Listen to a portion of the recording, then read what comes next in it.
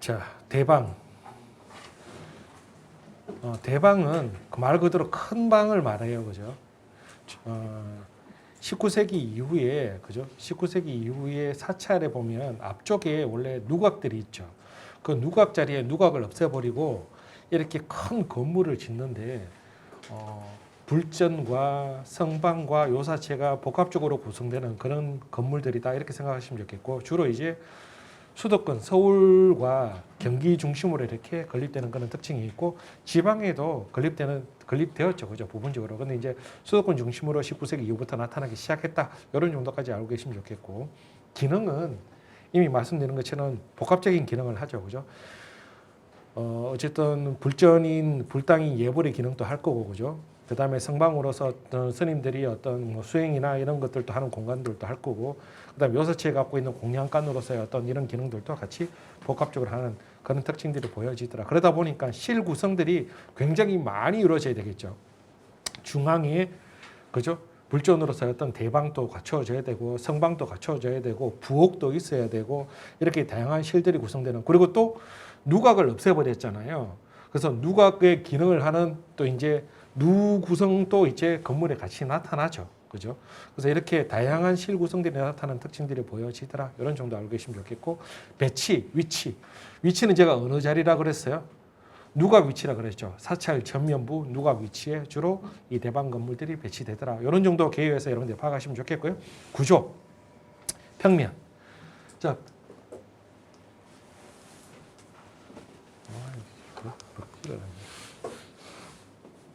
보면 전부 다 사찰의 앞쪽입니다. 다른 지금 건물의 평면 규모와 이 대방의 규모를 보더라도 굉장히 크죠. 그죠? 전면부에 굉장히 크게 구성되는 이런 특징들을 보여줍니다. 그죠? 자, 평면 구성.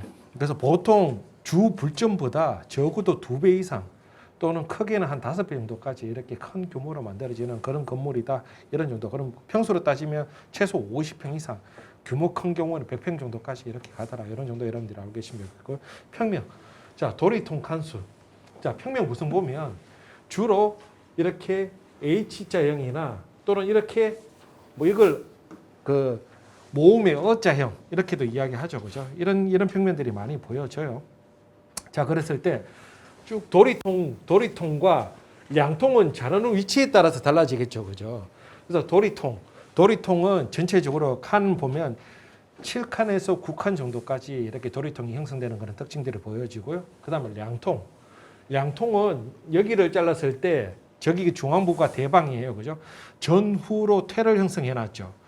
중앙부에는 우물마루를 설치하고, 그죠? 전후로 퇴를 형성해서 중앙부가 2칸, 퇴 1칸씩 해서, 저기는 이제 대방은 주로 4칸이 구성되지만, 이렇게 여기는 성방, 앞쪽은 여기는 누각입니다. 루로 형성되죠. 그죠? 이렇게 이런 부분을 잘라버리면 넓은 경우에는 칸이 많은 경우에는 10칸까지도 가더라. 그죠? 그래서 이렇게 그 평면이 어떻게 구성되는지 정도는 알고 계시면 좋겠고, 그죠? 유형은 이미 말씀드린 것처럼 이렇게 어자형, H자형 또는 기역자형 평면들도 나타납니다. 그죠? 그래서 가장 일반적인 평면도 2개는 작도하실 수 있으셔야 돼요. 간사이 지금 10자 정도 잡아놨죠. 간사이 10자 내외 정도 잡으시면 되겠고, 자, 기본적으로 들어가야 되는 실 구성이 있습니다. 평면에서 명칭을 넣어야 되죠. 그죠? 자, 중앙이 대방. 자, 주로 이제 좌측에 부옥을 많이 구성합니다.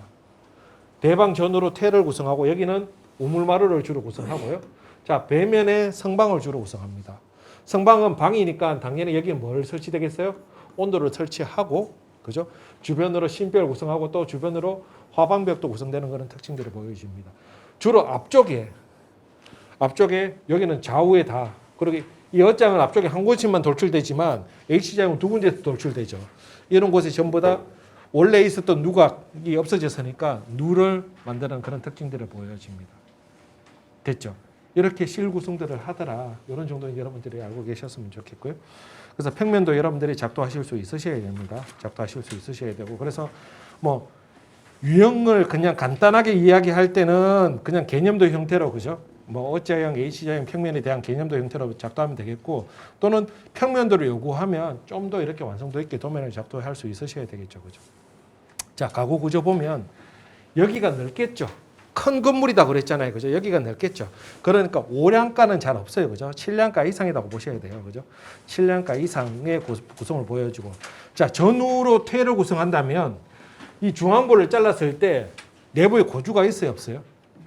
퇴를 구성하려면 당연히 고주가 있어야 되겠죠. 그럼 내부에 2고주가 들어오는 겁니다. 그죠? 그래서 기본 구성이 2고주 7량가 이상의 가구 구성들을 보여주더라. 그죠?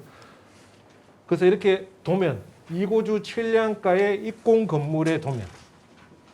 이거 제가 물론 여러분들이 작도는 해보셔야 되겠지만 특정 건물을 작도한 게 아니에요. 일반적으로 대방 건물의 그 중앙 부분을 잘라놓은 도면이다 이렇게 숙지하시면 돼요.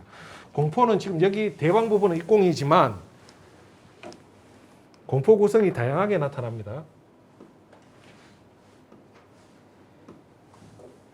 자, 이런 성방은 뭘까요? 공포가 민도리집 구성을 보여주고요. 부엌도 마찬가지 민도리집 구성을 보여주고 누각은 입공으로 구성되고 그죠? 그래서 자 보면 여기는 굴돌이 원주죠. 이쪽 부엌이나 또 이 성방은 또 납기둥이죠. 그래서 한 건물 내에서 다양한 구성들이 보여지는 실이 분화되기도 하고 다양한 구성들이 보였다는 그런 특징들이 있다. 근데 그 대신 그 격식에 맞춰서 공포든지 가구들이 구성되는 그런 특징들이 있다. 이렇게 이해하시면 되겠죠. 그죠? 그 다음.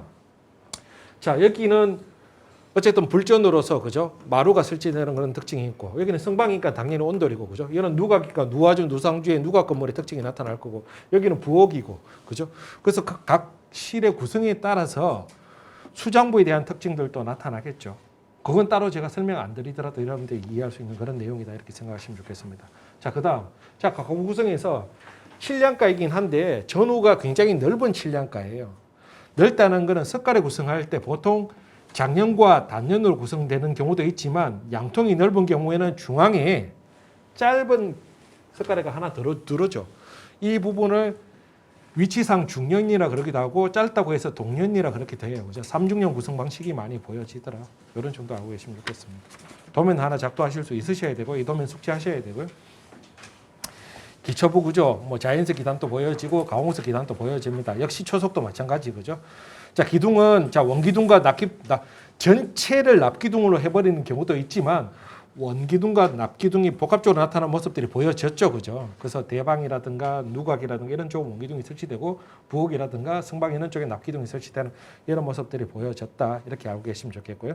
자, 가구 구성은 2고주 7량가 이상이고 내부에 2고주가 들어와요, 그죠? 그럼 2고주 9량가 하면 안 돼요? 당연히 되죠, 그죠?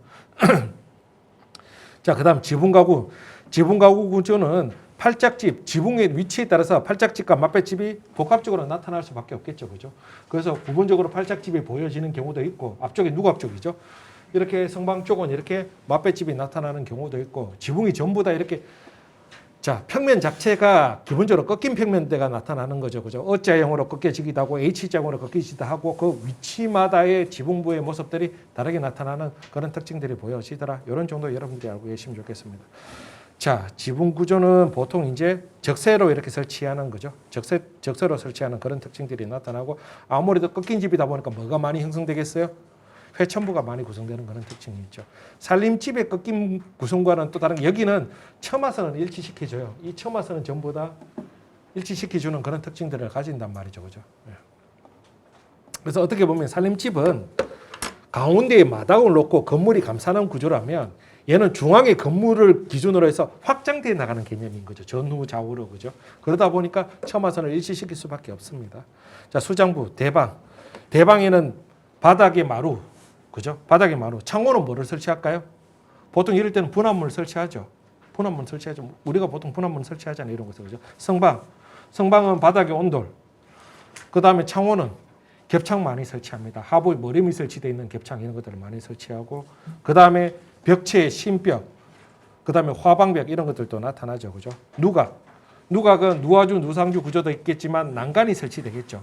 상부에 그런 높은 건 누우니까 계좌 난간 설치되는 그런 특징들이 보여질 거고 이런 정도 여러분들이 알고 계시면 좋을 것 같습니다. 수장부에서 특별한 건 없죠. 그죠? 그래서 위치별로 얘가 어떤 기능, 얘가 어떤 성격인지만 알면 수장부도 어떻게 구성되어야 되는지 파악할 수 있죠.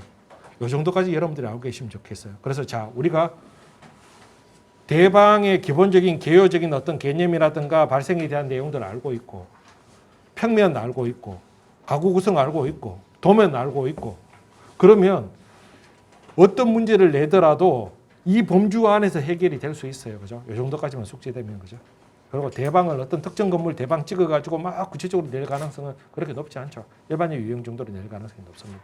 자, 그 다음에 이제 유교 건물로 넘어가도록 하겠습니다.